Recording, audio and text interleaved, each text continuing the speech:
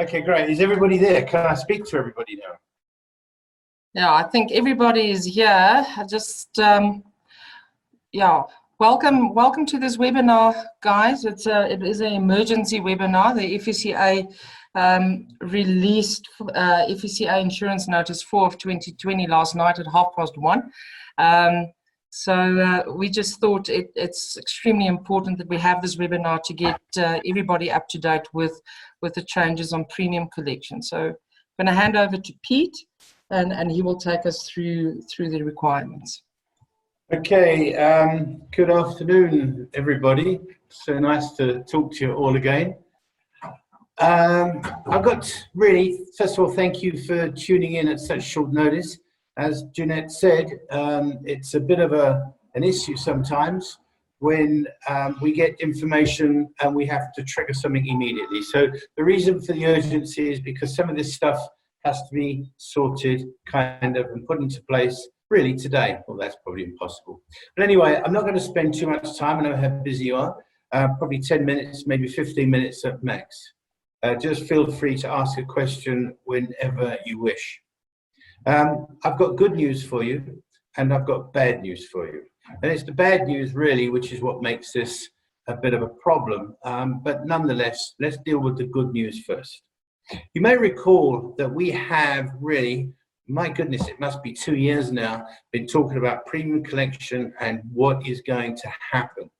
Then in October last year, we got that indication from the regulator that, and I'm only going to talk about the motor industry, I'm not going to talk about anybody else, that in the motor industry, if you collected the premium for term insurance, is primarily a warranty or any warranty type products, if you collected the premium from for the term policy, attached to and forming part of the metal, i.e. the car, you know, so in other words, they either pay cash, which is the car and the warranty, or it comes from the finance house, the car and the warranty.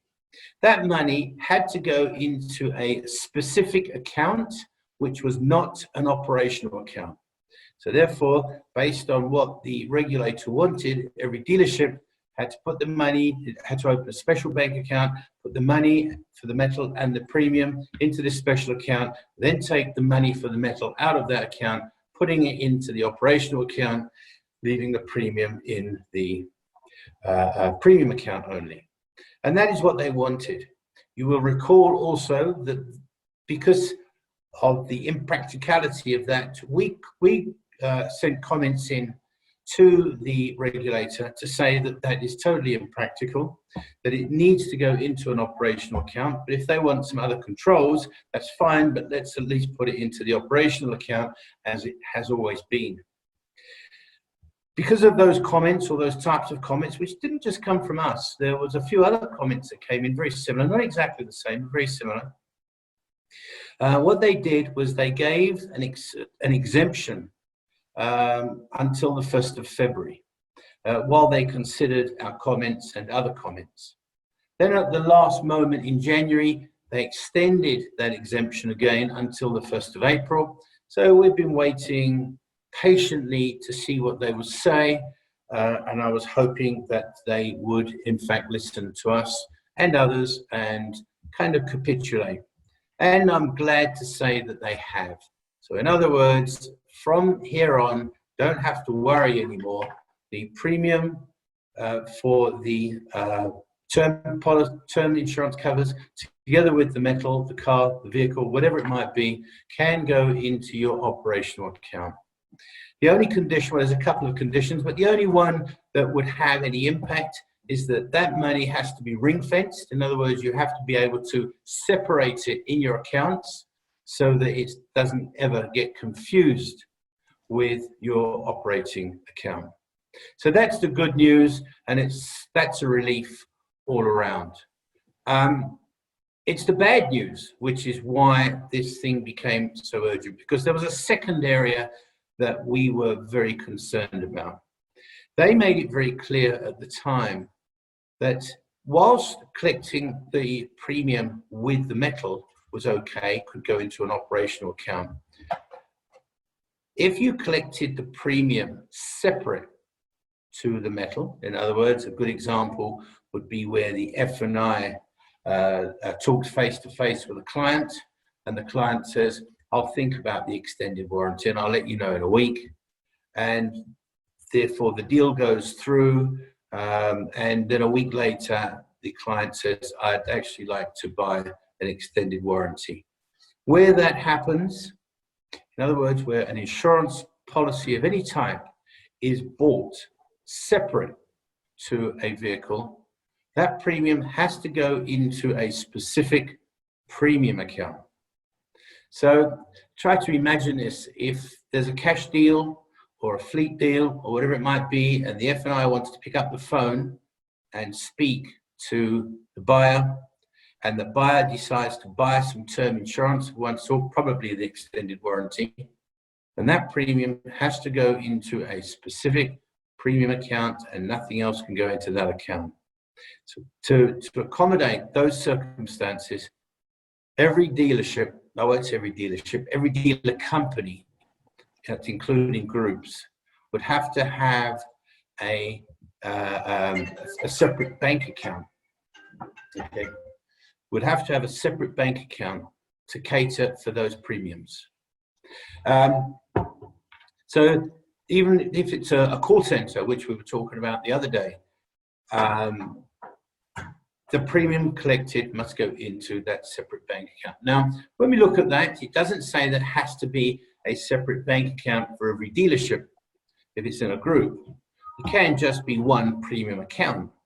So you only need to open one bank account for the premium, but it's got to be reconciled. And if you've got 40 or 50 dealerships, which some of our clients have, then somebody's going to have to reconcile that as to which dealership the money should go to, the commissions and so on. So that is a dilemma which we'll have to address. Now, the urgency of this webinar is purely because this is effective from yesterday, not today. We got this thing in the middle of the night, but we see that it is effective from yesterday.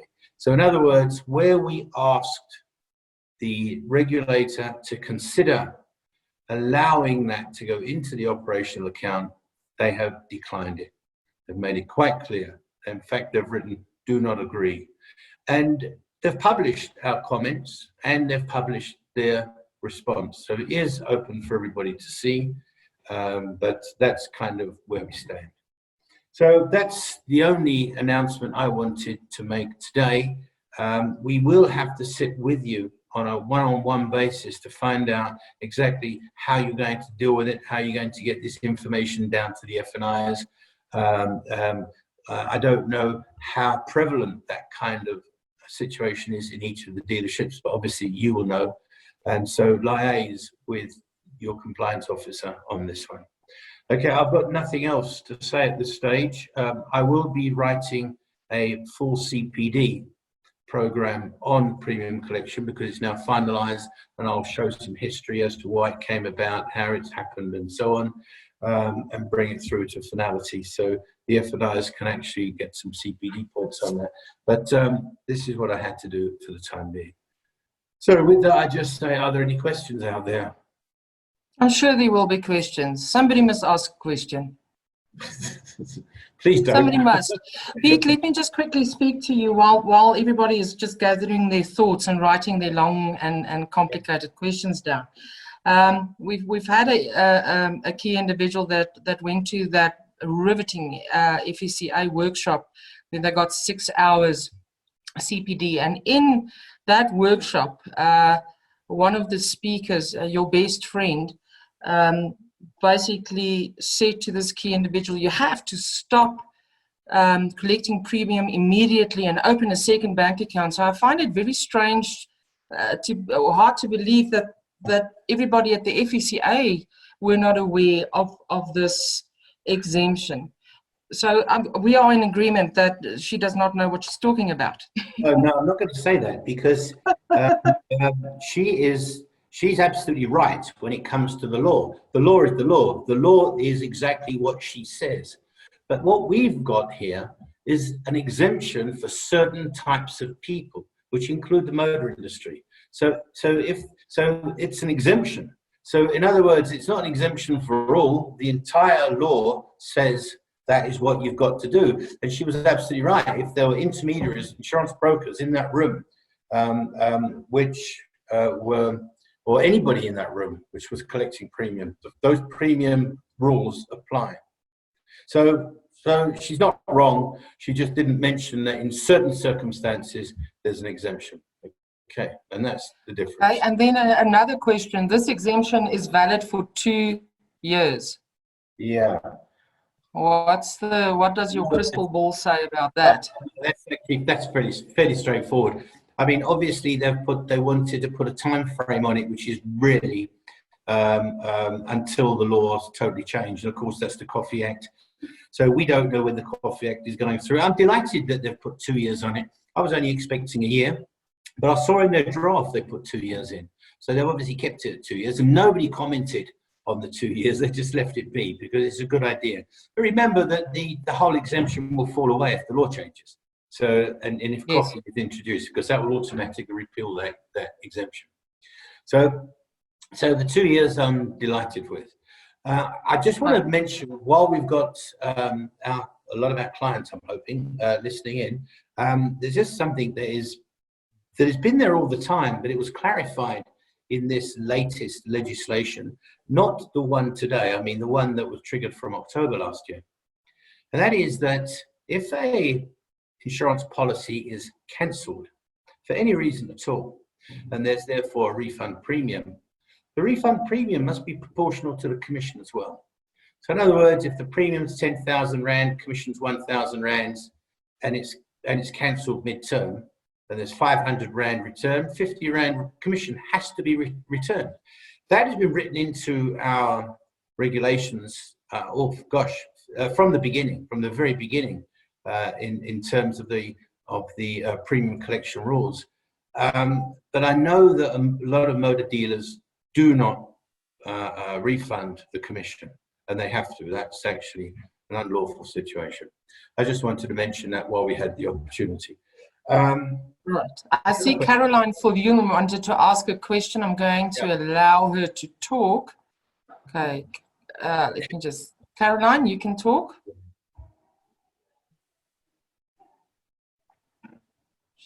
Just hold on. Let me just hold on.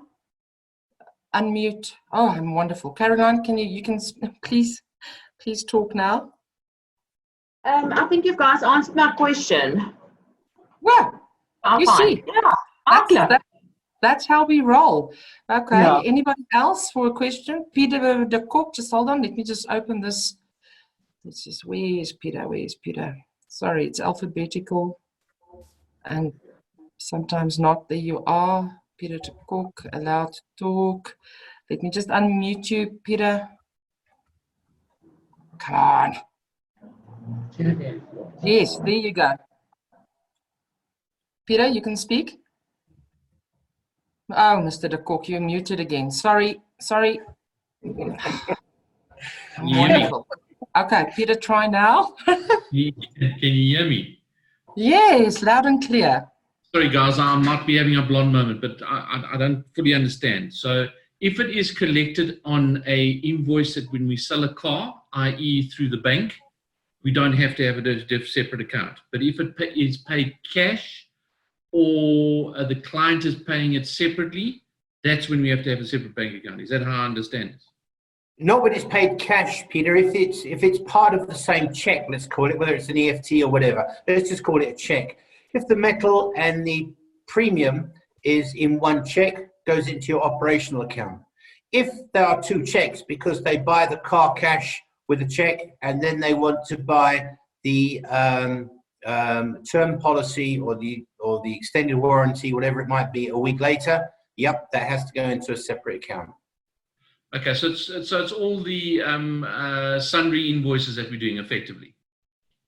Yeah, basically, if you want to call them sundries, yeah, I think everybody's got their own name for those. But okay, if I understand, yeah. So It also relates to your after sales, Peter. Yeah. So if you do after sales, you want to upsell, your F&Is are proactive and they actually phone a couple of clients saying, listen, your warranty is about to expire, you're interested in an extended warranty, then that must also go in a separate bank account. Do you agree with me, Pete?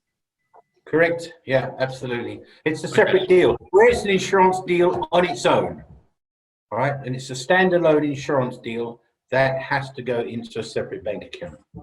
Okay, but if it's a normal banking agreement like we do, it's a normal operational account. Yeah, it's all a question as to, is the payment part of the metal? Okay, with you. Okay. Yeah. Thank you. All right. I've got a couple of other guys that want to ask questions. Let's see.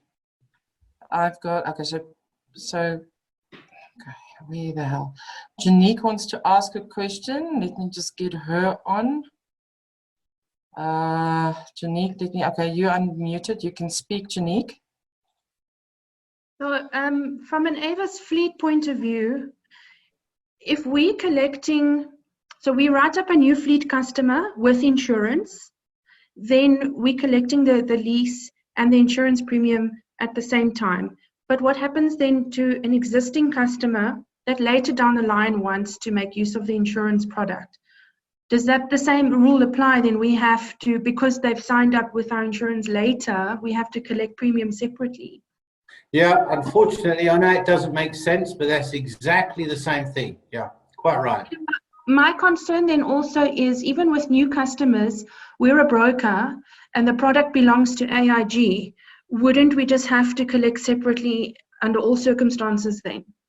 No, of course it belongs to the AIG. In fact, if we just take the motor industry in general, the motor warranty or the extended warranty is there for the insurers as well. So no, you're acting as an intermediary. It's where the premium and the commercial contract is more appropriate to collect them together. That's when this applies. So in terms of your lease agreements or your rental agreements, whatever you call them, if the premium is part of that rental agreement or that lease agreement, it's fine and it's subject to this exemption. But if it is they just want to pay insurance as a separate item somewhere along the line, then that is a separate insurance contract, and there you're acting as an ordinary conventional standard broker. Okay, I'm with you. All right, I'm happy with that. Okay. Fantastic. I've got Tony. Tony is the next one. Just hold on. Let me just get my ducks in a row here. Janique, we need to mute you. Tony, I'm going to unmute you. Let's just see if it works. Just hold on. Unmute. Damn it. Language. There we go. Tony, the floor is yours. Okay, so what have you done with him? I don't know. I like Tony. Tony, can you hear us? Yeah. Do you want to speak? Maybe? No? Can't hear you. Sorry. Let's have a look. Who else is there? We've got 2 other participants that wants to ask questions. Who are they? I'm just looking for the blue hands. Okay, Peter has spoken. Peter, I don't know. Possibly Jane wants to ask a question. Let's just see here. Allow. Let me just unmute. Hell. Just hold on. Just trying to get this thing to unmute. Come on. Pete, I'm pressing this unmute button and absolutely... James is on his way to your office to save you. Wonderful. I've got Jane. Jane, can you just say a couple of words so that I can hear if I can hear you? Can you hear me? Okay, so my comment is, if they were ever worried about premium not being paid over, we're going to have to, as a motor dealer group, now run 2 separate recon processes, which is going to complicate issues. And I think that it actually doesn't make any sense whatsoever, because the percentage of premium collection in that space is not as big as with the metal, but it's going to be a recon nightmare, and we're going to have to run 2 separate processes. It just doesn't make any sense. If we're running one process, we've got 1 reconciliation, 1 suspense account, 1 payment, and it's all sorted. Can you hear me, Jane? I can. Okay. I'm not sure if I'm understanding it correctly, because what are you doing at the moment then? Because at this point in time, you are ring fencing that premium because you are paying it over to the insurers after a period of time, whatever you've chosen, up to 45 days altogether. So you're already doing that. The problem comes in if you're going to sell products or insurance products separately to the metal. And it's perhaps that second one where you will definitely have those problems. But what am I missing here? That, you know, I'm not entirely sure what is different between now, what we're doing now, where you're collecting it with the metal into your operational account, which is what you've been doing all along. Correct. There's no difference except that aftermarket stuff would have to be. Yes, okay, yeah, I agree with you. Yeah, that's going to be a nightmare for everybody, not just you. Can you imagine if you got like 30, well, you've got a lot of dealerships, and they're all selling and it all goes into one account. Somebody's going to have to reconcile that. Alternatively, they have to have a separate bank account of their own just to keep it separate, to make it easy from a reconciliation point of view. But that is also a nightmare from a governance point of view. So I don't know. We've tried our best on that one, Jane, and they have declined completely. I don't have it in front of me, sadly. Otherwise, I'd read you their comment as to what they said when we mentioned this to them. Okay, I'll look online and yeah. everything. Okay. But you'll see what they say, and they're quite adamant when you read what they say against our request. So there's nothing we can do about it, and you're right, it is going to be a very real problem. There's nothing to stop you from asking or applying for your own exemption, but I see that Bidvest did on your behalf. They actually mentioned McCarthy in their comments, Yep. and they made it very clear that they wanted that, but I'm afraid that they just referred to the comments they made under mine. Okay. Right, Pete, I've got a WhatsApp from Saskia. She wants to know, can sundry payments go into operational account first and then get transferred into a separate account? No, sadly not. That's exactly what they're not allowing. Yeah. Okay. Yeah. Right, I've got a couple of other guys here. I'm sort of frozen. You've frozen. I see I'm unmuted now still. So you can speak. This is Tony. Our situation is we've always run dual invoices and a separate account. We can just continue doing that as normal. We don't need to collect. It does not affect you whatsoever. It only affects people collecting premiums. Okay, Yeah. Thank you. That's a pleasure. Right. You can ring off if you want and go back to work. Oh, you're nasty. Let me see who else. I've got Cholo that would like to say something. Cholo, just give me 2 seconds. Let me just unmute you. Well, more than 2 seconds. There you go, Cholo. Hello. Can you hear me? You can speak. Yes, we can. Okay, what I want to check is, does the exemption cover the rent-a-car's PAI? Does it cover the rent-a-cars? What? The PAI. Oh, the PAI. That's an interesting one, isn't it? It will have to, because the PAI is collected with the actual rental contract, so it will be exactly the same. But I don't know if anybody ever buys the PAI separate from a rental. I very much doubt if they do. Have you ever come across that? No, I just wanted to check and make sure that. No, it's fine. It's not an issue. Carry on. It's fine. And then in terms of implementation, when are we expected to implement the change? There is no change on that. What you've been doing all along is exactly what we've got the exemption for. You're collecting it with the rental, whether it's a private individual walking into an airport, or whether it's a full contract with a corporate. It's decided up front, so everything it's always been paid together with. So there's no change. Yes, I mean from the dealership side. When you say from the dealership side, what is the dealership doing? Oh, you mean, well, nothing's changed on anything. I'm sorry, I'm confused. Let's start this again. What is the dealership renting cars? No, I mean the changes that are affecting the dealerships. When are we expected to implement them? Like No, the changes to the dealerships on this particular issue, in terms of collecting the premium with the metal. They've been doing that like that from the very beginning, so nothing's changed.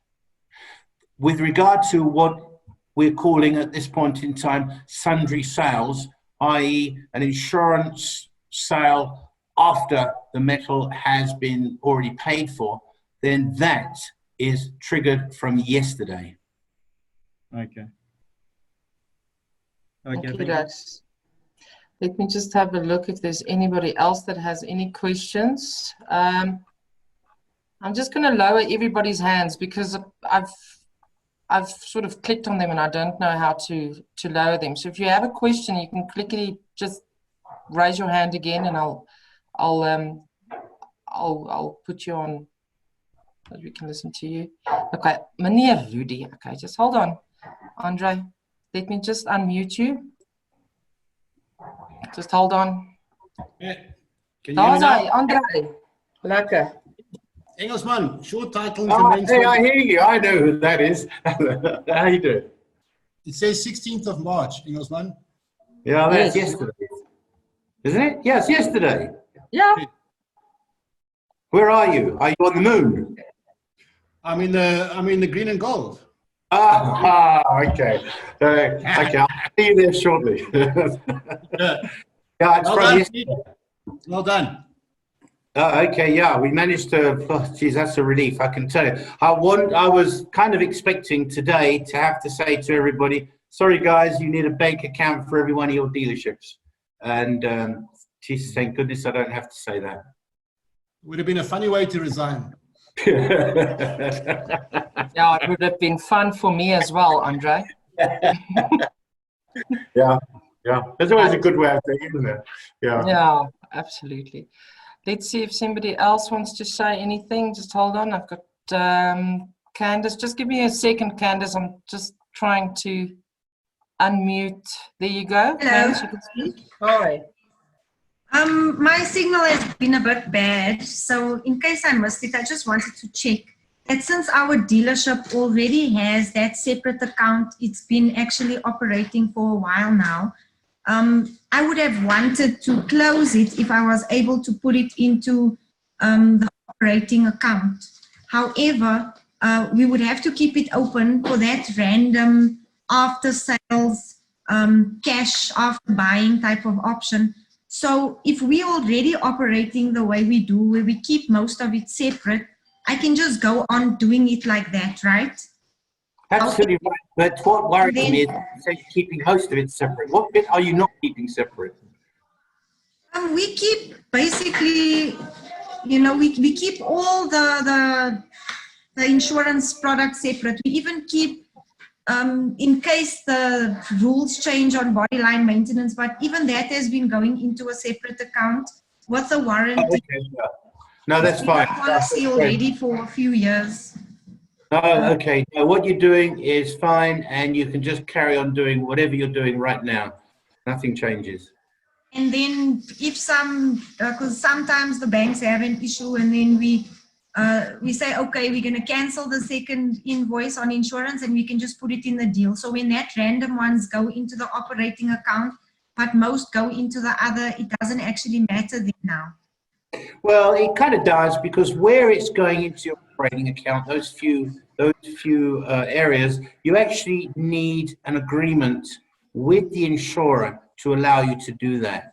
The guys who are collecting premium as we speak now, which is really the issue, they've already got written agreements. So if you actually want to collect the premium with the metal, as you're saying in these one or two cases, you really have to get permission from the insurer. Which insurer are you using for those? I think it's Guard Risk. Yeah, okay, Guard Risk. Well, what you'll need to do is to get a premium collection agreement with Guardrisk, because there's all sorts of rules that they have to build into those agreements. They're quite onerous agreements. So make sure you've got that. Otherwise, both you and Guardrisk will be in breach. Okay. Okay, thank you very much. Okay, Candice. Pete, I've got one more from Jane. She wants to know, does the premium have to go into a bank account in the name of the intermediary, or can this be paid directly to the insurer? It can be either. If it's paid into the intermediary's account, i.e. in Jane's case into one of the dealer's accounts, then there has to be a premium collection agreement with the insurer. If it goes directly into the insurer's account, which could be administered by Jane, then there's no such agreement required, because the money is going directly into the insurer's coffers, and it goes onto their balance sheet. So it just depends. Both are allowable. It's just that there are different conditions attached to each. Correct. Let me just see. And then all of a sudden there was no more questions. If you want to ask another question, you can quickly raise your hand. I'll check. No, nobody. Right. Thanks, Pete. Thanks, guys. Okay. Pleasure. Talk soon. And Okay. yeah, this is the end. Thanks. Cheers. Okay. Ciao. Bye.